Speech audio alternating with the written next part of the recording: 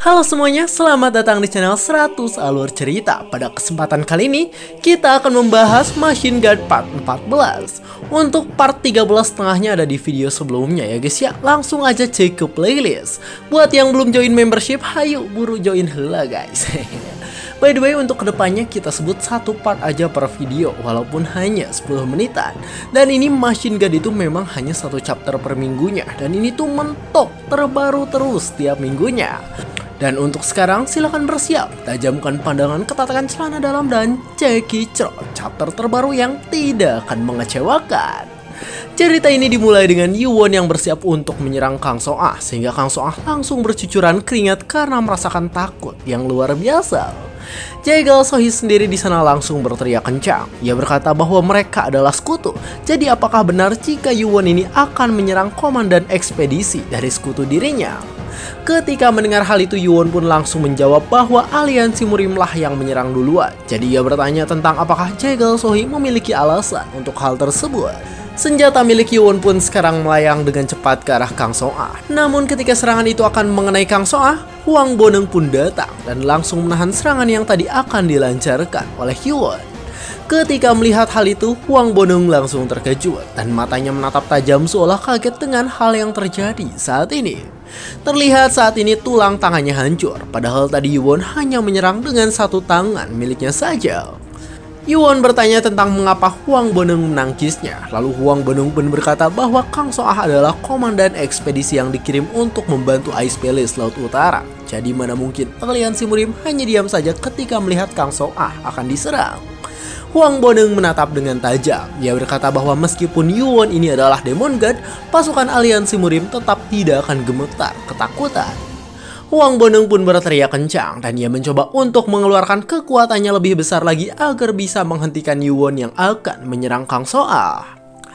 Terlihat senjata Hwang Bo-neung mengeluarkan ki, sedangkan Yuwon hanya menatap dingin karena kekuatan dari Hwang Bo-neung ini tidak membuat dirinya bergerak sedikit pun. Meski begitu, Yuwon tetap merasa kesal dan ia berkata bahwa Hwang Bo-neung ini benar-benar merepotkan. Dengan cepat ia menggerakkan senjatanya dan karena gerakan kecil itu, Hwang Bo-neung pun langsung terhempas dengan kencang hingga menghancurkan kapal dan terbang ke perairan. Hwang Bo-neung terjatuh pada perairan yang berada di sana dan hal itu bisa terjadi karena sebuah gerakan kecil yang dilakukan oleh Yuwon barusan. Yuwon mulai mengeluarkan aura yang mengerikan. Ia berkata agar tidak ada yang ikut campur lagi karena mulai sekarang dirinya tidak akan menahan diri untuk menggunakan kekuatannya. Tapi pasukan Black Shadow Squad tetap bergerak. Mereka berlari ke arah Yuwon untuk menghentikannya dan mereka berkata bahwa jika Yuwon ingin menyakiti Kang So-ah, maka Yuwon ini harus melangkahi mayat mereka terlebih dahulu. Kang So-ah yang sudah kepanikan itu pun berteriak. Ia bersiap mengeluarkan senjatanya dan berkata agar sekarang semuanya mundur dan tidak mendekat ke arah sana. Tiba-tiba Kang So-ah melakukan sebuah serangan yang mengerikan sehingga membuat Yuwon terkejut dan hanya bisa memperhatikannya dengan bingung. Sepenggal lengan pun terlepas dan lengan itu terjatuh di atas kapal yang sekarang ditumpangi. Ternyata itu adalah lengan milik Kang So-ah. Kang So-ah sendiri sekarang kesakitan dan dirinya menahan rasa sakit itu sambil mencoba untuk tidak berteriak dengan kencang. Anggota Black Shadow Squad bingung dengan hal tersebut dan mereka langsung memanggil Kang So-ah yang baru saja menghilangkan lengan milik dirinya sendiri. Setelah melakukan serangan pada lengannya, di sana Kang So-ah berkata bahwa dirinya tahu bahwa hal itu mungkin tidak akan cukup untuk meredakan amarah Yuwon. Tapi tetap saja aliansi Murim datang ke sana untuk membantu Ice Palace Laut Utara. Dengan wajah yang kesakitan dan suara yang terbata-bata, di sana Kang So-ah meminta tolong agar Yuwon ini tidak menghukumnya hingga misi selesai. Karena jika sudah selesai, maka Kang So-ah akan menerima hukumannya. Jaegal Sohee sendiri saat ini terkejut. Ia berpikir bahwa tadi Kang So-ah memotong pergelangan tangannya sendiri sebelum Yuwon menyerang. Dan hal itu adalah langkah putus asa tapi berdedikasi dari Kang So-ah. Kang So-ah terus memperhatikan Yuwon. Ia berpikir bahwa tadi Yuwon berniat mengincar bahunya. Dan jika rumor tentang Yuwon benar, maka Yuwon ini hanya akan memotong seluruh tangan jika tak berniat untuk menghabisi. Jadi dirinya rela mengorbankan tangan kirinya agar bisa lolos dari situasi saat ini. Kang So-ah melihat ke arah Yuwon yang mengeluarkan aura mengerikan. Ia berpikir bahwa sebagai pemimpin dari salah satu dari 3 kekuatan besar di Jianghu, maka Yuwon pasti akan berhenti untuk menyerangnya lagi agar bisa menjaga martabatnya. Tapi tiba-tiba di sana Kang Soah pun terkejut karena Yuwon berkata bahwa ini adalah kali pertama ia bertemu dengan orang seperti Kang Soah, di mana dirinya ini berinisiatif lebih dulu untuk mengambil tangan miliknya. Moyong melakukan telepati pada Jaegal Sohee. Ia berkata bahwa taktik dari Kang Soah berhasil dan hal itu pasti dilakukan untuk mencegah pertarungan dengan Yuwon yang merupakan lord dari kultus demonik. Moyong memperhatikan Kang Soah. Ia berpikir bahwa ternyata Kang Soah ini lebih menakutkan dari Yeon Buso dan ia tahu bahwa satu-satunya yang mungkin bisa menghadapi Yuwon saat ini adalah Kang Soah dengan kecerdasan dan kesabarannya. Kang Soah yang sudah kehilangan pergelangan tangan kirinya pun mengepalkan tangannya kembali pada Yuwon dan ia mengucapkan terima kasih atas kemurahan hati yang dilakukan oleh Yuwon. Namun di dalam hatinya Kang Soah malah menatap tajam dan ia berpikir bahwa penghinaan tersebut akan dibalas sepenuhnya. Kang Soah menekan tangannya yang sudah hilang itu dengan kencang dan ia berkata bahwa dirinya hanya bisa berharap pada manuskrip tentang core dari Dragon Turtle. Dijelaskan bahwa sebelumnya Kang Soah pernah membaca tentang 5 Divine Beast di sebuah manuskrip kuno dan dikatakan bahwa mengkonsumsi blood atau core dari Divine Beast bisa meregenerasi anggota tubuh yang hilang. Jadi jika dirinya bisa mendapatkan core dari Dragon Turtle yang memiliki 4 kepala, maka kekuatannya pasti bisa melonjak ke tingkat 5 warrior terkuat. Ternyata Kang Soah ini adalah wakil ketua asli dari Blue Sky Brotherhood dan ia berpikir bahwa demi melenyapkan para demonik berdebah, maka dirinya akan menanggung penghinaan apapun yang terjadi saat ini. Yuwon sendiri masih memegang senjatanya dan di sana ia tiba-tiba mengatakan sesuatu. Terlihat ia berjalan di sebelah Kang Soah dan ia bertanya tentang apa yang akan dilakukan oleh Kang Soah jika ada seseorang yang menjadi ancaman masa depan berhasil lolos di hadapannya. Kang Soah yang mendengar hal itu bingung dan ia tidak mengerti dengan apa yang dikatakan oleh Yuwon barusan. Yuwon pun tiba-tiba menatap dengan tajam. Ia berkata bahwa awalnya ia berniat membiarkan Kang Soah pergi dengan satu tangan, tapi setelah melihat betapa licik dan berdedikasinya Kang Soah, dirinya pun mulai berubah pikiran.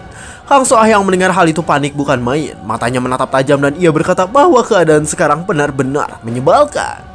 Dengan cepat Yuwon pun melakukan gerakan kuat dengan senjatanya pada kepala milik Kang Soah dan Yuwon melakukan hal itu dengan tatapan dingin miliknya. Jaegal Sohee hanya bisa terdiam ketika melihat hal tersebut dan bahkan Moyong menggertakkan giginya karena kesal dengan keadaan yang terjadi di hadapannya itu. Serangan dari Yuwon barusan sangatlah cepat dan juga tepat sehingga saat ini tubuh Kang Soah masihlah utuh dan tidak terlihat seperti terjadi apa-apa. Namun Kang Soah yang sudah mencapai puncak kekesalannya itu tak bisa bergerak kembali karena wajahnya terkena serangan yang dilakukan oleh Yuwon tepat di tengah-tengah. Setelah melakukan hal itu Yuwon terus memperhatikannya dan ia berkata agar sekarang Kang Soah pergi ke neraka. Bagian wajah milik Kang Soah yang tadi terkena serangan Yuwon pun terlepas dari tubuhnya sehingga Kang Soah dipastikan pergi ke neraka. Wajah Kang Soah tergeletak dengan mengerikan dan Jaegal Sohee langsung berteriak kencang karena ia kaget dengan apa yang terjadi di hadapannya pada saat ini. Anggota Black Shadow Squad yang melihat hal itu mulai bergerak ke arah Yuwon. Di sana mereka berteriak dan berkata bahwa berani sekali Yuwon ini menghabisi Kang Soah yang merupakan komandan dari mereka. Namun tiba-tiba di sana ada orang yang berteriak kencang dan ia berkata agar semuanya berhenti dan tidak bertindak dengan gegabah. Anggota Black Shadow Squad yang mendengar hal itu pun terdiam dan mereka terpaksa berhenti karena teriakan dari orang barusan.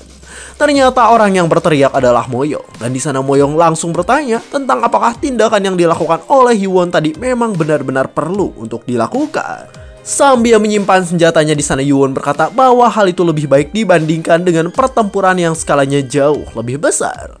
Moyong sendiri saat ini hanya bisa kaget karena Yuwon juga berkata bahwa yang bertanggung jawab pada serangan kultus demonik oleh suku barbar adalah Kang Soah dan bukan aliansi Muriam. Jaegal Sohee hanya bisa terdiam ketika mendengar hal tersebut karena ia tahu bahwa apa yang dikatakan Yuwon berarti bahwa masalah tersebut tidak akan diperpanjang jika mereka tidak mempertanyakan Kang Soah yang sudah pergi ke alam bakal. Yuwon mulai bergerak. Ia berkata agar masalahnya sekarang dianggap telah selesai dan jika ada yang merasa tidak puas, maka mereka bebas menantangnya setelah krisis di Ice Palace telah terselesaikan. Tapi Yuwon juga tersenyum. Ia melihat ke arah belakang dan berkata bahwa jika mereka mencari balas dendam, maka mereka harus bersiap untuk mempertaruhkan nyawa. Setelah mengatakan hal itu, Yuwon mulai bergerak kembali dan ia melompat agar bisa kembali ke kapalnya yang berada di belakang aliansi Muriam. Kang Soa saat ini tak bisa diselamatkan kembali. Sekarang kepalanya hanya tinggal sebelah dan kepala itu tergeletak dengan sangat mengerikan. Di sana ada orang yang mengangkat wajah Kang Soa. Ia berkata bahwa Kang Soa adalah wakil Blue Sky Brotherhood yang bermimpi mencapai tingkat zenith. Tapi sekarang ia malah pergi dengan mata terbuka yang penuh dengan penyesalan. Orang itu pun menutup mata Kang Soa dan hal itu ia lakukan agar Kang Soa bisa pergi dengan tenang. Orang itu menggertakkan giginya, tubuhnya bergetar kencang dan bahkan matanya mengeluarkan air mata kesedihan yang sangat mendalam. Terlihat di sana ia pun mengeluarkan tangisan penuh dendam. Lalu ia berkata bahwa dirinya akan membawa niat Kang Soa untuk membuat hari di mana para orang-orang sesat dimusnahkan dan langit biru akan membentang di seluruh negeri. Setelah hal itu, cerita pun berganti ke istana Ice Palace Laut Utara. Di sana memperlihatkan ruangan Palace Road yang di dalamnya ada Juchon dan juga Yonghui. Lalu Yonghui berkata bahwa keadaan sekarang sedikit gawat karena Baekhyun datang bersama Lord dari kultus demonik dan berita tentang itu menyebar dengan cepat di dalam istana. Juchon berkata berita tersebut memang menyebar begitu cepat sehingga Yonghui mengatakan bahwa karena hal itu bantuan yang mereka dapatkan dari aliansi Muri menjadi tak berarti. Juchon juga sekarang kebingungan karena Yonghui memberitahu bahwa jika terus begitu, maka rencana mereka untuk memenangkan hati Dewan Elder dan Palace Guardian bisa gagal. Juchon pun berpikir bahwa mereka tak bisa mengabaikan hal itu begitu saja, dan jika ia membuat kultus demonik menjadi musuh, maka itu adalah tindakan bodoh. Juchon berpikir bahwa jika Dragon Turtle memiliki 4 kepala, maka pasukan Ice Palace tidak akan cukup untuk melawannya, dan ia tidak bisa mengorbankan para Elder dan prajurit muda hanya demi merebut kekuasaan. Juchon mulai duduk kembali. Ia berkata bahwa itu hanyalah kegaduhan sementara karena keadaan yang terjadi sekarang tidak akan cukup untuk membuat Baekhyun mendapat dukungan penuh dari prajurit istana. Namun Yonghui malah langsung menjawab bahwa karena kehadiran dari Lord Kultus Demonik, Dewan Elder pun mulai memperhatikan Baekhyun. Juchon langsung menggenggam kursinya dengan kencang ketika mendengar hal tersebut. Terlihat di sana ia sangat kesal. Ia berkata bahwa orang-orang tua itu memang selalu ikut campur, dan bahkan itu terjadi sejak ia bersaing untuk mendapatkan posisi sebagai Palace Lord. Juchon terus mengeluarkan aura yang sangat mengerikan pada saat ini, sedangkan Yonghui hanya memperhatikannya dari tempat ia berpijak. Sambil menghela nafasnya, di sana Yonghui pun berpikir bahwa itu sudah cukup untuk membuat Baekhyun terlihat sebagai ancaman bagi Juchon.